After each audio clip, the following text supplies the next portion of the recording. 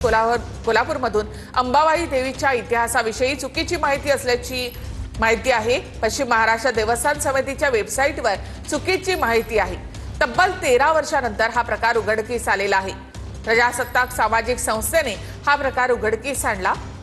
जुना राजवाडा पोलिसांकडून देवस्थान समितीला खुलासा करण्याच्या सूचना करण्यात आल्या। देवस्थान समितीकडून कोणीतरी चुकीची माहिती अपलोड केल्याची कबुली देण्यात आली आहे। नवीन अधिकृत माहिती तातडीने अपलोड करण्याची प्रक्रिया सुरू आहे। 14 वर्ष हे सगळं जग ही माहिती बघते।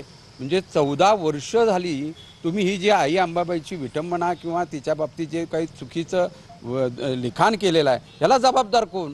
ही आमच्या आई अंबाबाईची विटंबना आहे। आमच्या भावना दुखवलेल्या आहेत। याबाबत रिसर पोलीस स्टेशनला मी काल तक्रार दिलेली आहे।